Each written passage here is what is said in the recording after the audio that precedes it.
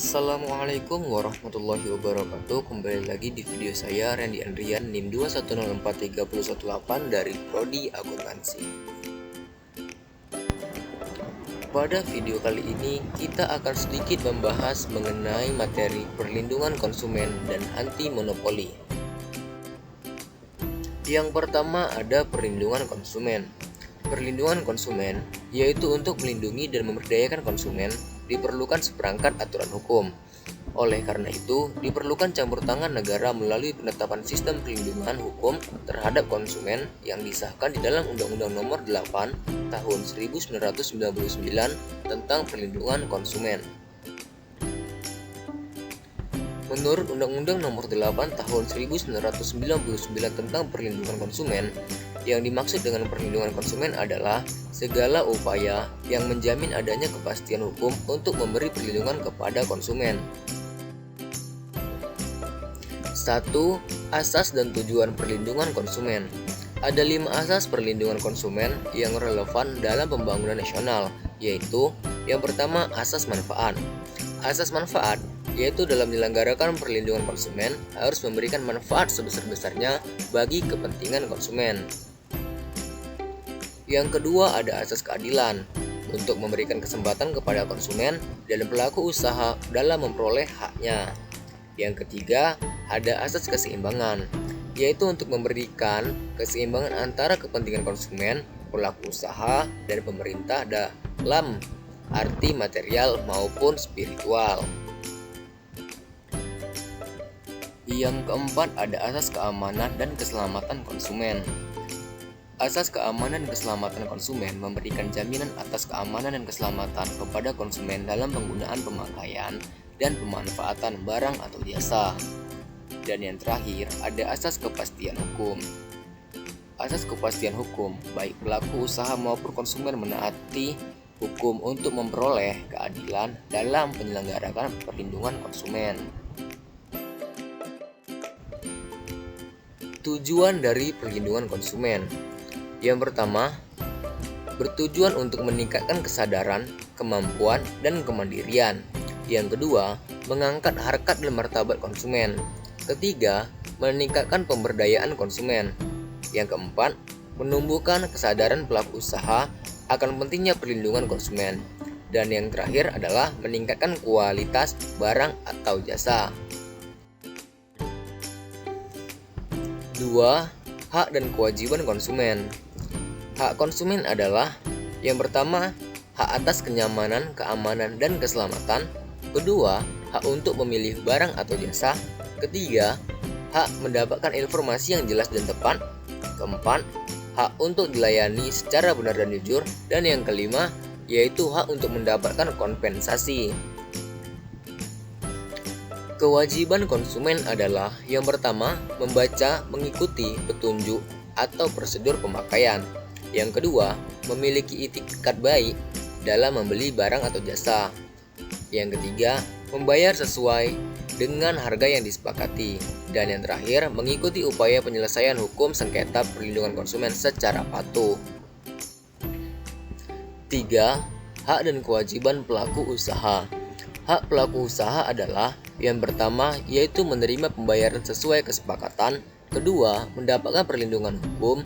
Ketiga, hak untuk melakukan pembelaan diri sepatutnya. Dan yang terakhir adalah hak untuk rehabilitasi nama baik apabila terbukti secara hukum bahwa kerugian konsumen tidak diakibatkan oleh barang atau jasa yang diperdagangkan. Kewajiban pelaku usaha adalah yang pertama, beriktikat baik dalam kegiatan usahanya. Yang kedua, memberikan informasi yang benar, jelas, dan jujur. Ketiga, melayani konsumen dengan benar. Keempat, menjamin mutu barang atau jasa yang ditawarkan. Yang kelima, mempersilahkan konsumen untuk mencoba barang atau jasa yang ditawarkan. Dan yang terakhir, memberikan kompensasi berupa ganti rugi. 4. Perbuatan yang dilarang bagi pelaku usaha. Secara garis besar, hal yang dilarang adalah yang pertama, yaitu barang atau jasa yang ditawarkan tidak sesuai dengan standar perundang-undangan.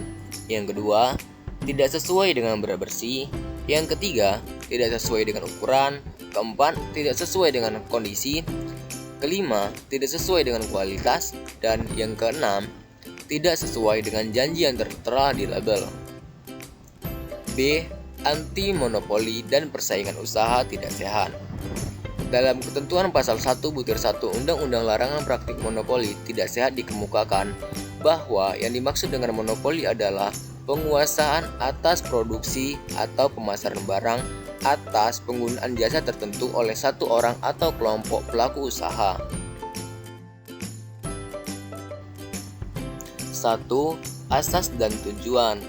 Menurut ketentuan pasal 2 Undang-Undang Nomor 5 Tahun 1999 tentang larangan praktik monopoli dan usaha persaingan tidak sehat dikemukakan bahwa pelaku usaha di Indonesia dalam menjalankan kegiatan usahanya berasaskan demokrasi ekonomi dengan memperhatikan keseimbangan antara kepentingan pelaku usaha dan kepentingan umum. Tujuan terbentuknya undang-undang tentang larangan praktik monopoli yaitu yang pertama menjaga keuntungan dan meningkatkan efisiensi ekonomi, kedua mewujudkan iklim usaha yang kondusif, ketiga mencegah praktik monopoli, keempat terciptanya efektivitas dan efisiensi dalam kegiatan usaha. 2. Ruang lingkup undang-undang, praktik monopoli dan persaingan usaha tidak sehat. A. Perjanjian yang dilarang. Ketentuan pasal 4-6 menetapkan jenis-jenis perjanjian yang menimbulkan terjadinya praktik monopoli dan persaingan usaha tidak sehat, sehingga antara pelaku usaha yang satu dengan yang lainnya dilarang untuk membuatnya. Perjanjian yang dilarang ini berupa yang pertama, penguasaan barang atau jasa, kedua, penetapan harga yang diskriminatif, ketiga, pembagian wilayah pemasaran, keempat, penerimaan pasokan untuk mengendalikan barang atau jasa, kelima, penguasaan produksi sejumlah produk, dan yang terakhir adalah perjanjian dengan pihak luar negeri yang memuat ketentuan yang mengakibatkan terjadinya praktik monopoli. B. Kegiatan yang dilarang. Yang pertama yaitu penguasaan produksi dan pemasaran. Kedua, menjadi pembeli tunggal. Dan yang ketiga, menghalangi usaha tertentu untuk melakukan kegiatan usaha yang sama pada pasar yang bersangkutan. Yang terakhir, persekongkolan dengan pihak lain.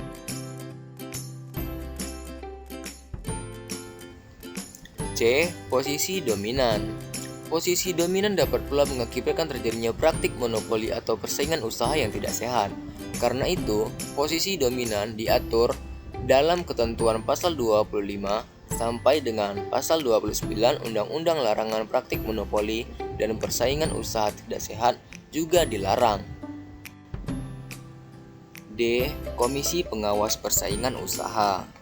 Untuk menjamin pelaksanaan ketentuan-ketentuan dalam Undang-Undang Nomor 5 Tahun 1999 tentang larangan praktik monopoli dan persaingan usaha tidak sehat, maka diatur pula tentang pembentukan sebuah komisi pengawas independen yang terlepas dari pengaruh dan kekuasaan pemerintah atau pihak lainnya yang disebut dengan Komisi Pengawasan Persaingan Usaha atau disingkat dengan KPPU. 1. Tugas Komisi Pengawas Persaingan Usaha. Yang pertama, melakukan penilaian terhadap perjanjian yang dapat mengakibatkan terjadinya praktik monopoli. Kedua, melakukan penilaian terhadap kegiatan usaha.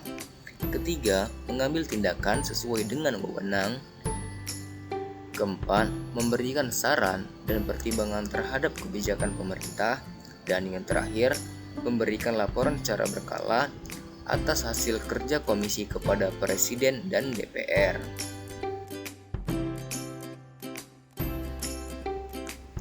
Yang kedua yaitu wewenang Komisi Pengawas Persaingan Usaha. Yang pertama, menerima laporan dari masyarakat. Yang kedua, melakukan penelitian tentang adanya kegiatan usaha. Yang ketiga, melakukan penyelidikan.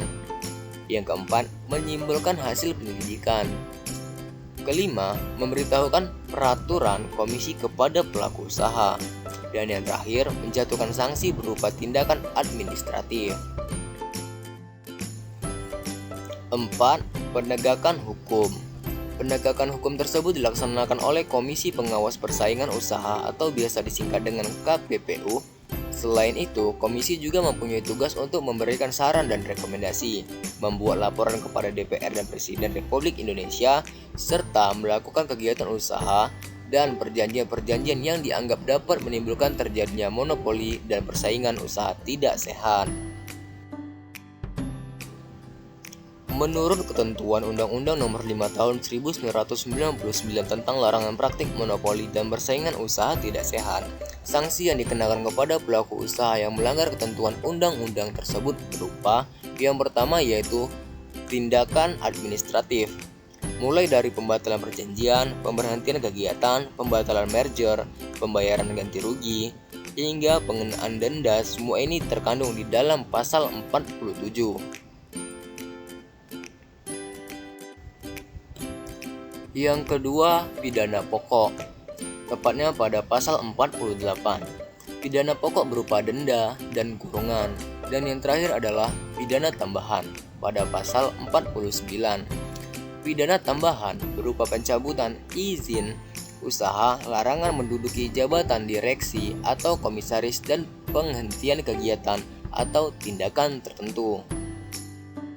Baiklah, mungkin hanya ini yang dapat saya jelaskan terkait pembahasan materi pada video kali ini. Atas segala kekurangan dan kesalahan saya mohon maaf. Wabillahi taufiq wal hidayah. Assalamualaikum warahmatullahi wabarakatuh. See you the next video.